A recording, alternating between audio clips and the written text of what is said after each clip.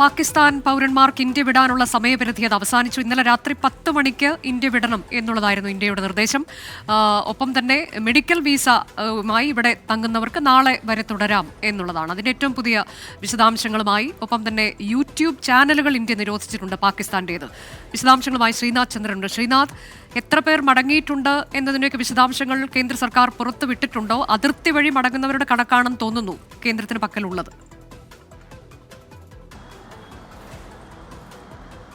തീർച്ചയായും അനുജ, ഇതുവരെ നമുക്ക് ലഭ്യമായ കണക്കുകൾ അതും ഔദ്യോഗികമായി കേന്ദ്രം ഇതുവരെ പുറത്തുവിട്ടിട്ടില്ല. എന്നാൽ പോലും ഏതാണ്ട് ലഭിക്കുന്ന വിവരം അനുസരിച്ച് ഏതാണ്ട് 800ഓളം പാകിസ്ഥാൻകാർ അട്ടാരി അതിർത്തി വഴി പോയി എന്നതാണ് മനസ്സിലാക്കുന്നത്. ഏതാണ്ട് 500-ലധികം ഇന്ത്യക്കാർ മടങ്ങിയെത്തുകയും ചെയ്തിട്ടുണ്ട്. 14 തരം വിസകളാണ് റദ്ദാക്കിയത്. അതിൽ 12 എണ്ണത്തിൻ്റെ കാര്യത്തിലാണ് ഇന്നലെ അവസാന ദിനമായിരുന്നത്. ഏതായാലും അത് പൂർത്തിയായിരിക്കുന്നു. ഇനിയിപ്പോൾ 2 തരം വിസകളുണ്ട്. അതിൽ ഒന്ന് ഈ ആരോഗ്യ കാര്യങ്ങളുമായി ബന്ധപ്പെട്ട ചികിത്സാർത്ഥം ഇന്ത്യയിലെത്തിയ ആളുകളും മറ്റൊന്ന് ഈ ലോങ് ടേം വിസ ഉള്ള ആളുകളാണ്. ലോങ് ടേം വിസ ഉള്ള ആളുകൾക്ക് ഇളവ് അനുവദിച്ചിട്ടുണ്ട്. ചികിത്സാർത്ഥം എത്തിയ ആളുകളൊക്കെയാണ് ഇനിയിപ്പോൾ നാളേക്കകം മടങ്ങേണ്ടത്. അവരെ സംബന്ധിച്ചിടത്തോളം ഇതിപ്പോൾ അവസാന ദിവസമായി മാറുകയുമാണ്. പരമാവധി പേർ പുറത്തേക്ക് പോയി എന്നതാണ്, ഇന്ത്യയിൽ നിന്ന് പോയി എന്നതാണ് മനസ്സിലാക്കുന്നത്.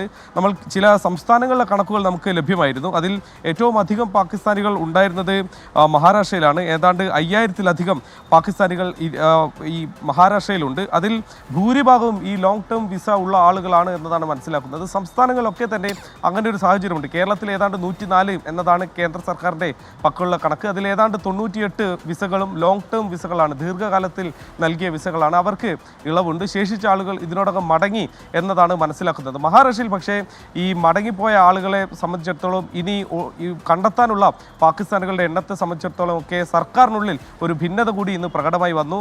അത് ഉപമുഖ്യമന്ത്രി ഏക്നാഥ് ഷിൻഡെ പറഞ്ഞത് ഏതാണ്ട് 100-ലേറെ പാകിസ്ഥാനികളെ കണ്ടെത്താനുണ്ട്, അവർ എവിടെ എന്നതിനെക്കുറിച്ച് യാതൊരു വിവരവുമില്ല എന്നതാണ്.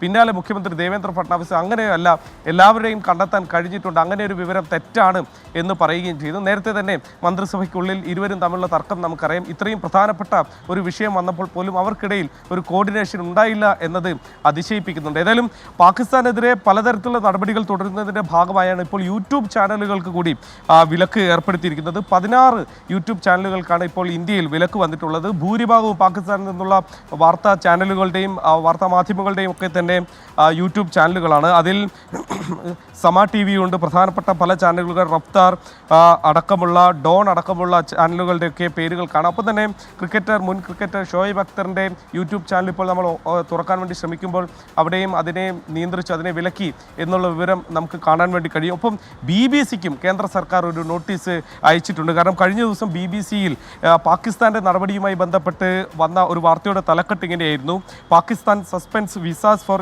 Indians after deadly Kashmir attacks on tourist എന്നതായിരുന്നു. അതായത് ഇന്ത്യക്കാർ ചെയ്ത ഒരു ആക്രമണം എന്നുള്ള തരത്തിൽ എന്നൊരു ധ്വനി ആ തലക്കെട്ടിനുണ്ട് എന്ന് സൂചിപ്പിച്ചുകൊണ്ടാണ് ഇപ്പോൾ ഇന്ത്യയിലെ BBC-യുടെ തലവനായ ജാക്കി മാർട്ടിന് ഇപ്പോൾ കേന്ദ്ര സർക്കാർ ഒരു നോട്ടീസ് നൽകിയിട്ടുള്ളത്. തുടർന്ന് ഇതുമായി ബന്ധപ്പെട്ട ഇന്ത്യയും പാകിസ്ഥാനും തമ്മിലുള്ള ഈ ഒരു കോൺഫ്ലിക്റ്റുമായി ബന്ധപ്പെട്ട റിപ്പോർട്ടിങ്ങിൽ ജാഗ്രത പാലിക്കണം, ഇത്തരം വീഴ്ചകൾ ഇനി ഉണ്ടാവരുത് എന്ന് കർശനമായി BBC-ക്ക് ഇപ്പോൾ കേന്ദ്ര സർക്കാർ നിർദ്ദേശം നൽകിയിട്ടുണ്ട്.